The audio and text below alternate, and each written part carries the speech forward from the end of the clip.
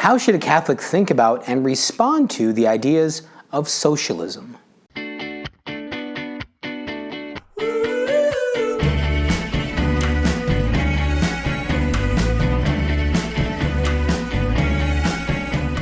In our own day today, a political theory is making a comeback and gaining momentum that your grandparents, your parents probably would have thought at one time to be unthinkable, especially in these United States. And that's the political theories and ideas of socialism or communism. The political ideas that come from Karl Marx in his writings from the 19th century, the Communist Manifesto. In this video, I just want to give you a brief overview and consideration of how Catholics we should think about the rise, the reoccurrence of these sentiments and ideas, and about this political philosophy itself. Don't worry, I'm not going to bog you down in economics and political theories, but speak more about the heart and the human person and the idea of the Christian life.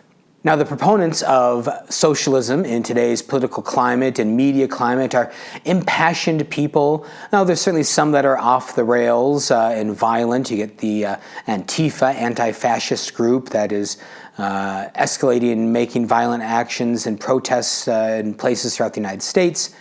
So in this way, socialism is a response to the perceived unfairness of things as they currently are. Now, as a Christian, we should, of course, be sentimental to the idea of fairness and people getting a fair share of things. And so it's understandable why even Christians want to promote and get into this idea. There's even people that call themselves a Christian socialist. But is that possible? Is that a good way to look at things? And what might be some problems about it? Now, of course, I'm not saying there's no problems at all with capitalism. Capitalism certainly has issues and needs the gospel of Jesus Christ. It's not a perfect system. Same thing with democracy. We can all agree that those who do not have should be provided with more. And those especially who don't have the bare minimum of human living should be provided with more. But the question of socialism is how. Okay, the question of socialism versus a capitalist system and others is the question of how that should happen. So what's something wrong with socialism? Well, the big thing that socialism forgets, that Karl Marx forgot, and that the communist systems forgot and largely caused their downfall, is it forgot the full truth of the human person.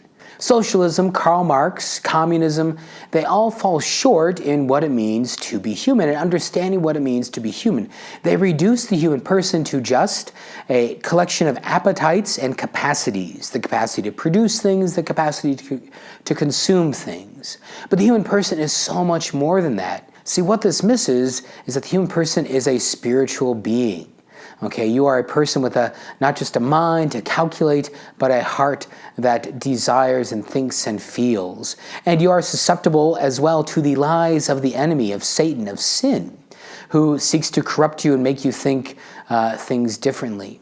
And so the big thing that socialism misses is your capacity to love and be like God. Yes, love. But what they miss out on is the fact that you as a human person reach your glory, reach your goodness, reach your fulfillment, not in consuming things in a fair amount, but in loving others as God has loved you. This is my commandment, says Jesus, love one another as I have loved you.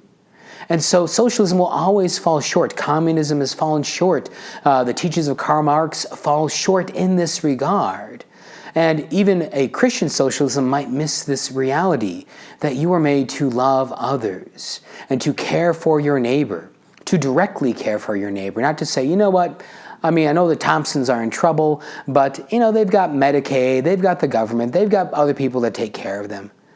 Well, in doing so, you close your heart to love.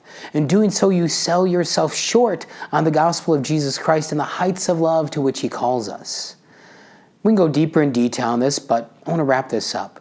So socialism, while it's understandable that it might tug at your and someone else's heartstrings, it falls short because it misunderstands the fulfillment of the human person.